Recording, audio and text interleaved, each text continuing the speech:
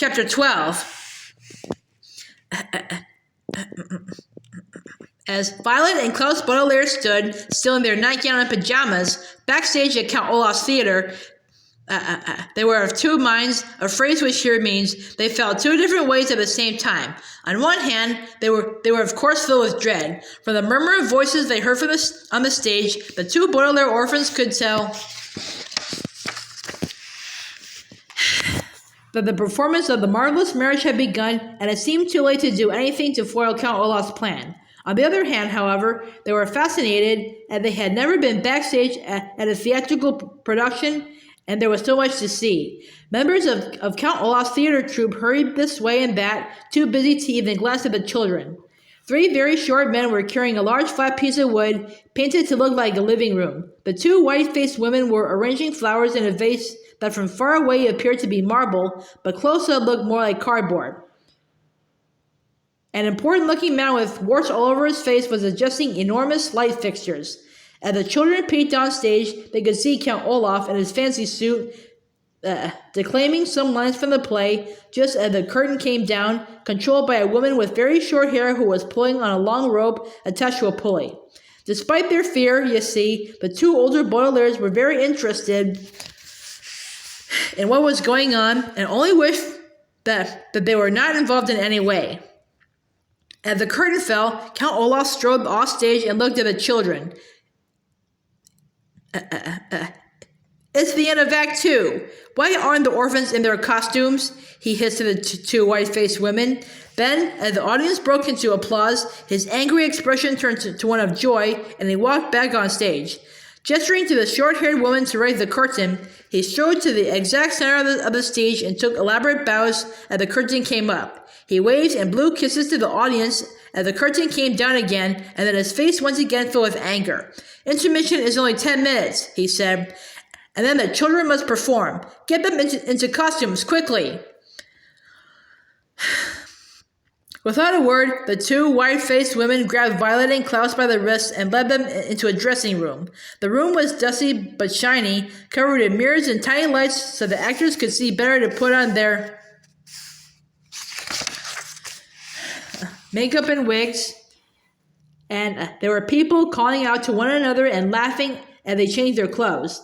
One white-faced woman yanked Violet's arms and pulled her nightgown off over her head and thrust a dirty, lacy white dress at her to put on.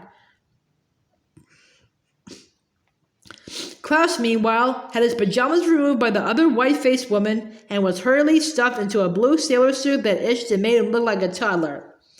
Isn't this exciting? Said a voice, and the children turned to see Justice Strauss, all dressed up in her judge's robes and powdered wig. She was clutching a small book. You children look wonderful. So do you, Klaus said. What's that book? Why, those are my lines, Justice Strauss said. Count Olaf told me to bring a love book and read the real wedding ceremony in order to make the play as realistic as possible. All you have to say, Violet, is I do, but I have to make quite a speech. This is going to be so much fun. You know what would be fun, Violet said carefully, is if you change your lines around just a little. Klaus's face lit up. Yes, Justice Strauss, be creative. There's no reason to stick to the legal ceremony. It's not as if it's a real wedding. Justice Strauss frowned. I don't know about that, children, she said. I think it'll be best to follow Count Olaf's instructions. After all, he's in charge. Justice Strauss, a voice called. Justice Strauss, please report to the makeup artist. Oh, my word, I get to wear makeup. Justice Strauss had on a dreamy expression, as if she were about to be crowned queen, instead of just having some powders and cream smeared on her face. Children, I must go. See you on stage, my dears. Justice Strauss ran off, leaving the children to finish changing into their costumes.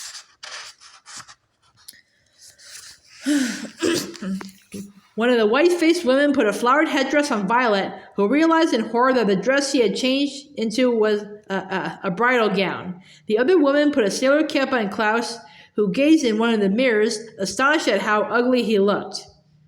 His eyes met those of Violet, who was looking in the mirror as well.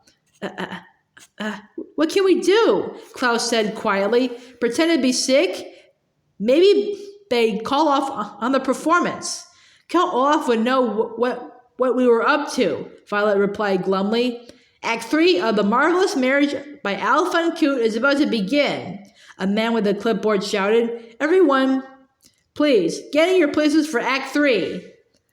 The actors rushed out of the room, and the white-faced women grabbed the children and hustled them out after them. The backstage area was in complete pandemonium, a word which here means actors and stagehands running around attending to last-minute details. The bald man with the long nose hurried by the children, then stopped himself, looking at Violet in her wedding dress, and smirked. No funny stuff, he said to them, waggling a bony finger. Remember, when you go out there, just do exactly what you're supposed to do. Count Olaf will be holding his walkie-talkie during the entire act, and if you do even one thing wrong, he'll be giving Sonny a call up there in the tower.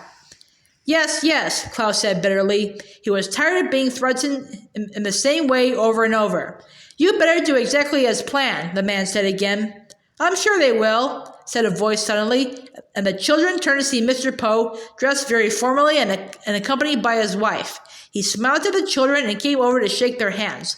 Polly and I just wanted to tell you to break a leg. What? Klaus said, alarmed. That's a theater term, Mr. Poe explained, meaning good luck on tonight's performance. I'm glad that your children have adjusted to life with your new father and are participating in family activities. Mr. Poe, Klaus said quickly, Violet and I have something to tell you. It's very important. What is it? Mr. Poe said. Yes, said Count Olaf. What is it you have to tell Mr. Poe, children? Count Olaf had appeared, seemingly out of nowhere, and his shiny eyes glared at the children meaningfully.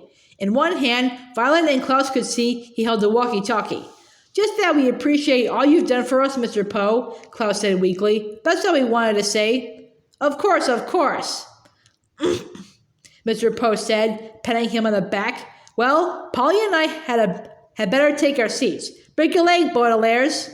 I wish we could break a leg, Klaus whispered to Violet, and Mr. Poe left.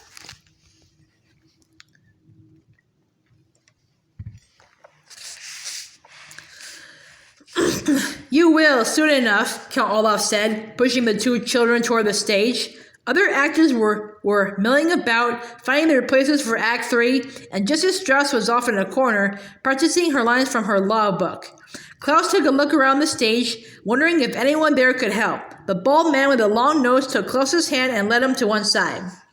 You and I will stand here for the duration of the act. That means the whole thing. I know what the word duration means, Klaus said. No nonsense, the bald man said. Klaus watched his sister in her wedding gown take her place next to Count Olaf as the curtain rose.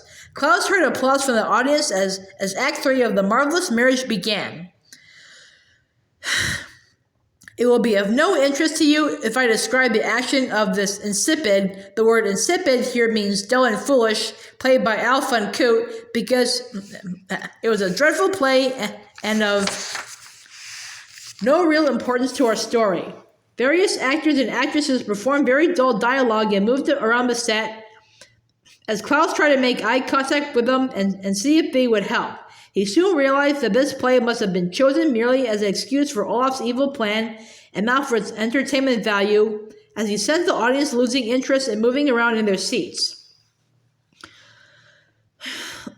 Klaus turned his attention to the audience to see whether any of them would notice that something was afoot, but the way the wart-faced man had arranged the lights prevented Klaus from seeing the faces in the auditorium, and he could only make out the dim outlines of the people in the audience. Count Olaf had a great number of very long speeches, which he performed with elaborate gestures and facial expressions. No one seemed to notice that he held the walkie-talkie the entire time. Finally, Justice Strauss began speaking, and Klaus saw that she was reading directly from the legal book. Her eyes were sparkling and her face flushed as she performed on stage for the first time, too stage-struck to realize she was a part of Olaf's plan. She spoke on and on about Olaf and Violet caring for each other in sickness and in health, in good times and bad, and all those things that are said to many people who decide, for one reason or another, to get married. When she finished her speech, Justice Strauss turned to Count Olaf and asked, "Do you take this woman to be your lawfully wedded wife?" "I do," Count Olaf said, smiling. Klaus saw Violet shudder. "Do you," Justice Strauss said, turning to Violet, "take this man to be your lawfully wedded husband?" "I do," Violet said. Klaus clenched his fists. His sister had said "I do" in the presence of a judge. When she saw the official document, the wedding was legally valid. And now Klaus could see that Justice Strauss was taking the document from one of the other actors and holding it out to Violet to sign. "Don't move an inch," the bald man muttered to Klaus, and Klaus thought of poor Sonny dangling at the top of the tower and stood still as he watched Violet take a long quill pen from Count Olaf. Violet's eyes were wide as she looked down at the document, and her face was pale, and her left hand was trembling as she signed her name.